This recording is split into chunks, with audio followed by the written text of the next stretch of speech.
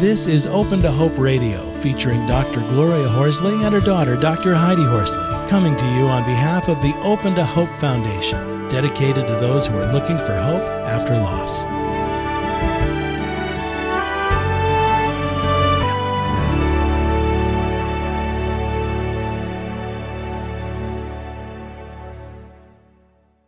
Welcome to the Open to Hope Show. I'm your host, Dr. Heidi Horsley, and I'm here today with my co-host, Alan Peterson, the Executive Director of the Compassionate Friends. Hi, Alan. How are you today, Heidi? Good. I love that you're co-hosting. For those of you out there that have tuned into us before, Alan co-hosts with us a lot, and Open to Hope partners with the Compassionate Friends. I'm excited to be on this show in particular, Heidi, because we have a very special guest today. I agree with you, Alan. Like you said, Harriet is a friend of ours. We have done a lot of shows with her. We've done shows with her in the past. She's a freelancer and has been for 37 years, and she is the author of 35 books, which completely blows me away. She's no stranger to major adversity and loss, and she's really showing us that you can find hope after loss. Because in 2007, 4 of her family members, including her daughter, who was the mother of her twin grandchildren, and the twins' father, all died. Hello, Harriet. Welcome to the show. Thank you. Good to be here. And, our show today is about raising grandchildren because you found yourself the parent all of a sudden of your grandchildren, and you yourself were grieving, and your grandchildren have turned out so amazingly well. Well, I never thought that I would be reliving the teenage years, and I can't imagine how the grandchildren felt to have both parents killed in separate car crashes. It's just something that, out of a horror movie, really, only it was true, and they were 15 and a half years old when they moved in with us. Wow. And we've always been grateful that our daughter had a will, and we were listed as the guardians in the will. And I just remember the day she told us about that. Helen and the twins were coming over every Sunday for dinner. At that time, Helen was divorced, had just gotten divorced. And so we decided to rally as a family, and she came over for dinner. Beautiful summer night, and as she was backing out, she just, Mom and Dad, I forgot to tell you, I just made out a will, and you're the guardians. And she waved and backed out of the driveway, and we waved, and we really didn't think about it. Mm-hmm. And we certainly thought about it when the court appointed us as their guardians. It's so hard because she really died just as she was soaring in life. Helen was a very difficult teenager and had trouble with substance abuse.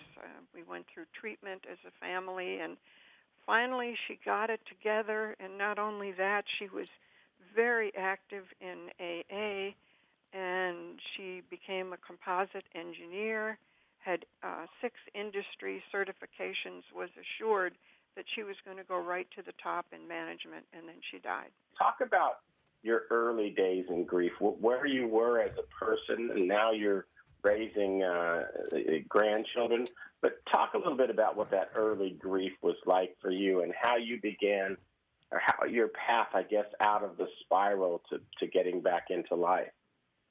Well, at that time, and actually today, I was a very busy freelancer. My husband was a physician at Mayo Clinic. We were very busy, very involved in the community, involved in national and international organizations. And all of a sudden, life put on the brakes.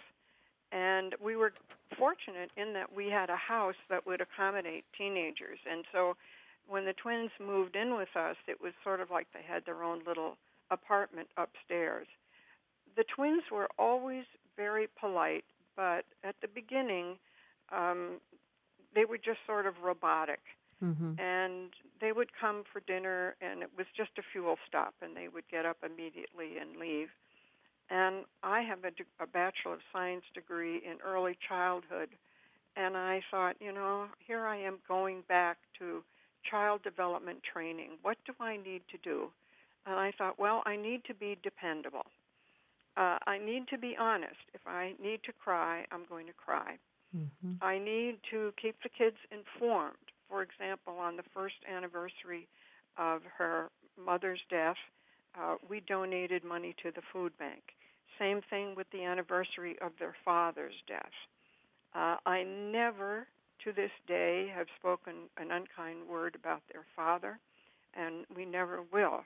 We all tried to come together after Helen died, and he really rallied and moved into the house with the twins, but only lived with them for 8 months or so, and then he died. It is unbelievable. And then what we had to do is we had to clean out a house, and it was the house of a busy family, 2 young kids, and I just didn't know how I was going to do all that, and I just decided I was going to be, in many ways, the typical grandmother. So I took care of school things.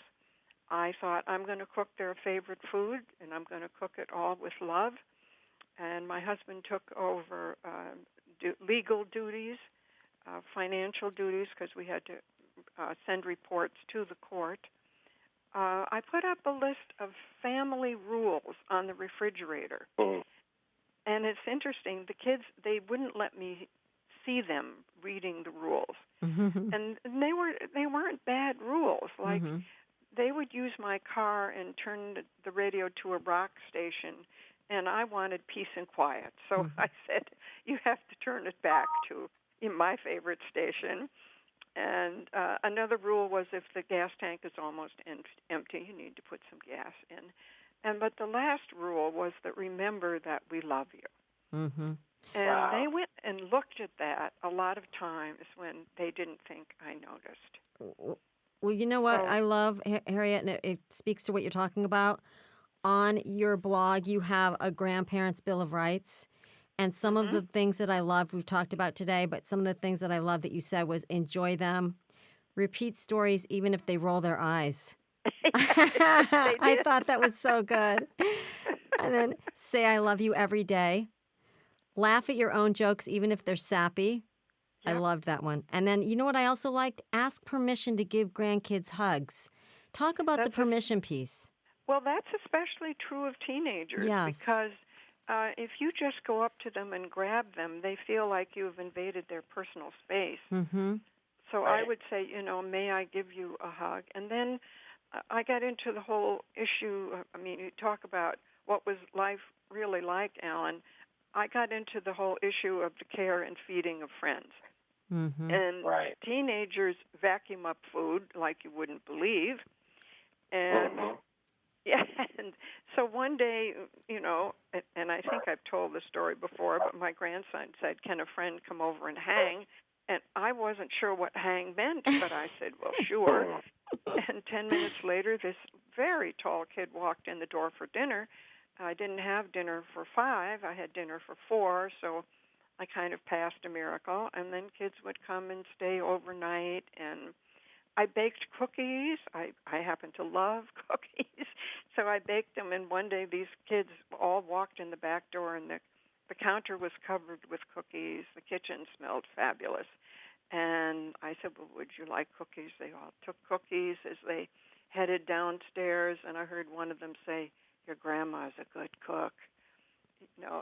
And that goes a It long was- way. Feeding kids goes a long way. And it reminds me of you a little bit, Alan, because I know when Ashley died, you went to Tucson, Arizona, where your boys were, and I think one was at University of Arizona, and you talked about feeding them and their friends.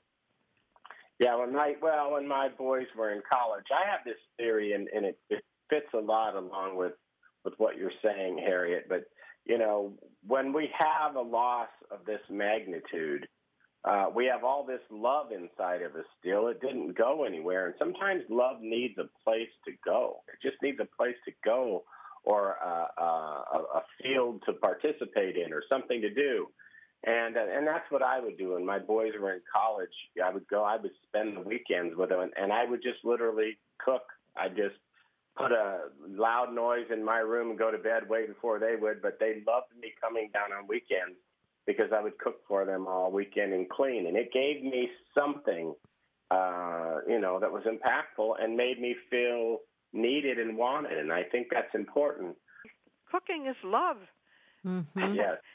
And I just finished a cookbook, Alan. I never thought I'd write a cookbook, but I Wow. just finished that.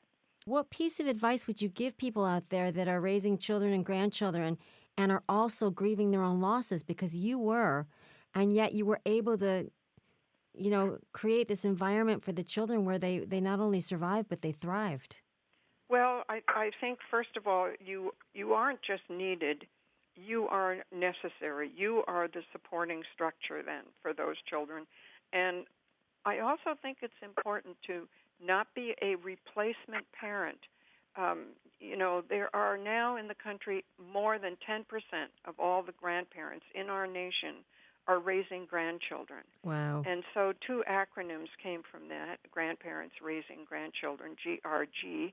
The other one is GAP, Grandparents as Parents, serving as parents, but you are not replacement parents. And I think that could cause a lot of hostility. So I came right out and said, we are not trying to replace your mom and dad. We're your grandparents, always will be, and we love you. I'm looking at some of the titles of your book, and before we leave, Steph, maybe you can help people who might be interested. But some of just your titles: The Journey from Loss and Grief to a New Life. You have another book called Writing to Recover Journal. You have another one, 101 Affirmations to Ease Your Own Grief. Another one, Words of Comfort, Words of Hope, and Quotes to Refresh and Sustain Your Soul, Spiritual Women.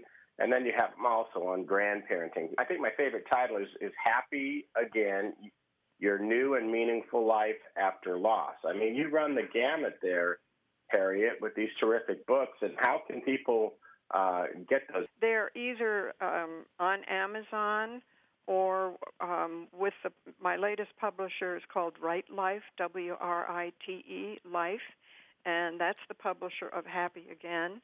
And that book came about for an interesting reason. I met a friend in the grocery store, and she said, "Oh, you look happy." And I said, "Well, I just started coloring my hair." And she said, "Oh, nothing to do with that." She said, "It's in your eyes." And I have had actually many people say that. And you have to say to yourself, it's a tough time. The world looks pretty black, but I can get through this. And then it's the old adage, count your blessings. Because I thought, well, I am in a house that I love. I have plenty of food. I'm warm. I have a car that I love, bright red. It's hotshot grandma driving around town. Love it. And I have kids who are counting on me and love me, and my husband felt the same way. There was no time for faltering. Vulnerable children needed us, and their future depended on us. Well, I love that you're saying this. Vulnerable children needed you, and their future depended on you, because one of the worst things that parents out there can do is to say, this loss is so bad that I don't want to go on living. I can't tolerate it anymore. I don't want to be here, because it gives us surviving siblings the message that we're not enough. And that's not a message that you want to give siblings that are grieving and children that are grieving. So you absolutely gave your grandkids the opposite message. Love needs a place to go, and I think you found a wonderful way to invest your love. And sometimes in grief, it's just something that will keep you moving.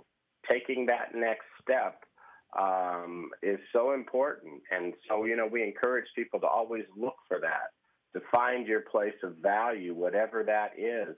But grief can be very transformational, too, and it can lead us. Our life is different. It's not what we expected, but it certainly can take us to a place where we can have a quality of life, a life with great purpose and deep meaning. That is out there for all of us who grieve, if we just put our pants on and put one foot in front of the other, keep telling their story and keep their memory alive. I really believe in that, and obviously you do as well, Harriet. Oh, and I'm so glad you said that, Alan, because it's true. And if you look around, you will find the direction that you need to go. You need to be open to that, and don't be afraid to ask for help if you need help. our whole family acted as a support system, so we were very fortunate in that regard. So, and I didn't have time to join a support group or anything like that. I got up at 5 in the morning, wrote for an hour, gave the kids breakfast. We drove them to school. It was a packed day, but every day was a worthwhile day. Well, Harriet, I want to thank you so much for being such an inspiration.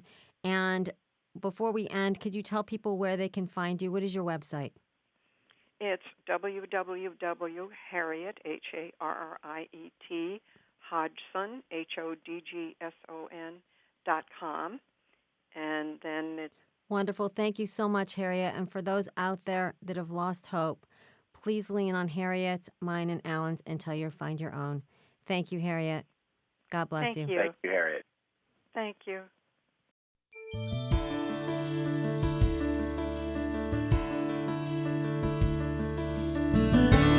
You've been listening to Open to Hope Radio, hosted by Drs. Gloria and Heidi Horsley. Like today's edition, all of our past programs are available on demand at opentohope.com, along with helpful articles, videos, resources, and links to help get you through the toughest time of your life. You can also follow us on Facebook and Twitter and sign up for our monthly newsletter. Again, that's opentohope.com. Check it out today. Then be sure to stop by next Thursday at 9 a.m. Pacific Time when we'll be posting another edition of Open to Hope Radio. Remember, others have been where you are. They made it through, and you can too, as long as you're open to hope.